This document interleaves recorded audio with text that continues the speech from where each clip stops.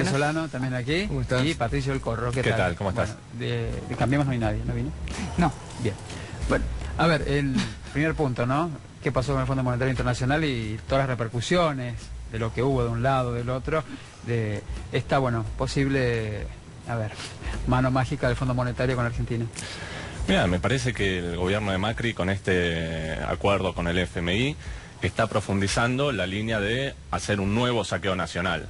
¿Qué significa un nuevo saqueo nacional? Nosotros vivimos en la dictadura, un gran saqueo donde los trabajadores fueron atacados brutalmente en su poder adquisitivo, donde también a la salida se estatizó la deuda de las empresas y la deuda que era privada se hizo pública, o sea que la pasamos a pagar todos los argentinos, donde vimos un saqueo en el 89-91 con una brutal inflación que también le robó parte a los trabajadores de su salario y donde también se privatizaron las grandes empresas de servicios que eran públicas y un saqueo en el 2001 con la desocupación y la pobreza al 50% que vimos. Bueno, ahora Macri quiere hacer un nuevo saqueo. Entonces se endeuda con el FMI y va acrecentando el monto de la deuda pública.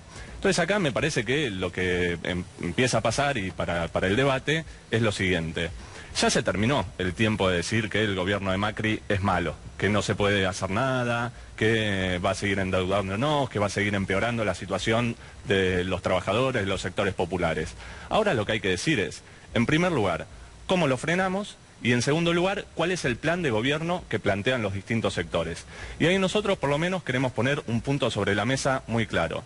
En Argentina no se puede pensar en ningún modelo de desarrollo nacional con los trabajadores como principal fuerza política si no se deja de pagar la deuda externa. Hay 50.000 millones de dólares, entre 50 y 60.000 millones de dólares, que todos los años se lleva la deuda externa.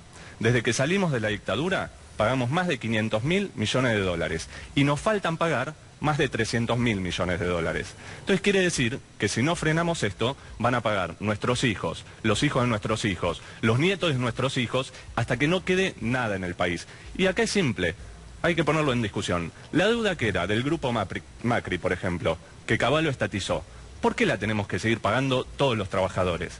Y si no hacemos eso, es mentira cualquier modelo que se plantee de país con un desarrollo, porque con esa fuga brutal que hay de deuda externa, es imposible pensar un desarrollo nacional. Deuda durante todos estos años. ¿Qué implica eso? Que vos tengas soberanía política para decidir. Por eso te decía que es incompatible el Fondo Monetario con pensar en los pequeños, medianos empresarios, con pensar en los trabajadores, con pensar en los jubilados y en los sectores más humildes. Porque el Fondo Monetario te va a pedir, te va a exigir, para hacer este stand-by, que vos le bajes el salario a los trabajadores, que le bajes el salario a los jubilados y que ataques a los más humildes. Yo creo para eso. ahorrar esa plata para poder pagar. ¿Cómo se ahorra esa plata? Se ahorra para el Fondo Monetario a partir de... Una cuestión. Primero, no es así, porque el kirchnerismo lo que hizo pagándole al FMI, que lo sacó a los billetazos, entonces así cualquiera saca al FMI, a los billetazos, porque le dieron la plata cash, plata que no fue educación, plata que no fue educación, plata que no fue a salud, plata que no fue a infraestructura y fue al FMI. En segundo lugar, legitimó toda la estafa de la deuda externa en Argentina. Hay un juez, el juez Ballesteros, que explicó cómo a la salida de la dictadura, los mismos bancos le dijeron al Estado Nacional cuánta plata debía el Estado Nacional. Incluso, usted sabrá muy bien, Caballo estatizó la deuda de las empresas como la de Macri. Y el kirchnerismo, ¿qué hizo? Pagó esa deuda, o sea, le pagó el kirchnerismo la deuda de la empresa Macri que había estatizado Caballo. Entonces, sin plantear un esquema de dejar de pagar la deuda externa, es completamente utópico un desarrollo como el que plantean. Porque ¿cómo puede ser? Seguimos debiendo 300.000 millones de dólares. ¿Ustedes qué dicen? ¿Que los tiene que pagar el pueblo argentino?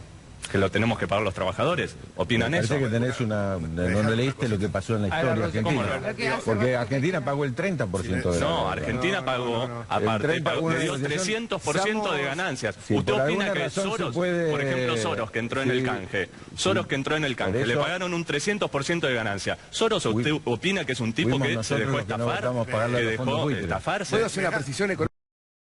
Entonces...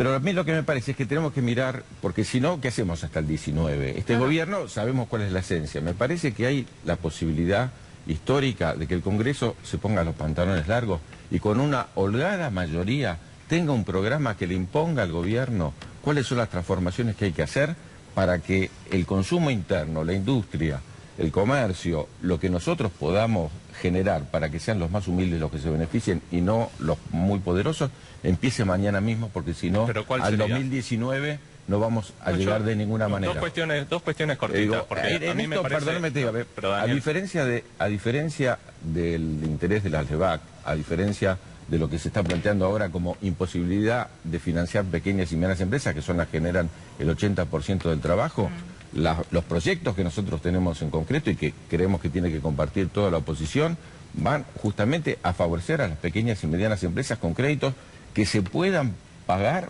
justamente para generar, como decía Daniel, la posibilidad de que esos recursos que se van a ahorrar de las tarifas, si es que no se vetan, por ejemplo, se gasten en la alimentación. ¿Sabes de dónde viene el ahorro mayor para pagar las tarifas? De la comida.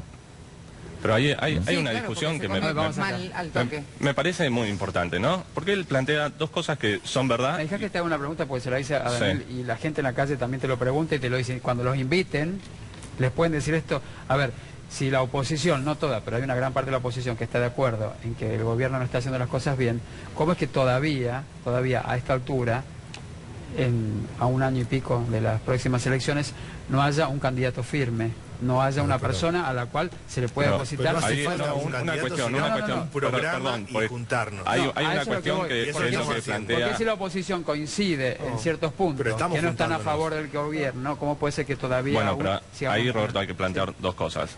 Decían con verdad, ¿no? Ahora el gobierno está en minoría en el Congreso. Quiere decir que todo el ajuste que pasó antes lo hizo con los votos de una gran parte de la oposición, en especial del peronismo, en especial de los gobernadores. Entonces es una confesión de partes que ahora no pueden seguir con el ajuste, pero es una confesión de que antes le garantizaron el ajuste. Entonces con esos sectores, con los gobernadores que votaron sacarle el sueldo a los jubilados, el Frente Izquierda no va ni a la esquina, y eso tiene que quedar bien claro. Y me llama la atención que los dos Daniel, digamos, plantean distintas perspectivas, porque la situación social la sabemos. Ahora, ¿cuál es el programa para salir? Porque decir que hay que hacer una redistribución está perfecto, pero hay una crisis de la deuda. ¿Hay que pagar o no hay que pagar la deuda? No contestan. No, dos cosas. Una, hay un problema con los servicios. Nosotros votamos a favor de retrotraer al principio del 2016 las tarifas. Es verdad. Y vamos a seguir manteniendo el esquema de privatización menemista como se hizo hasta ahora. Ahora votaron bien, votaron al 1 de noviembre.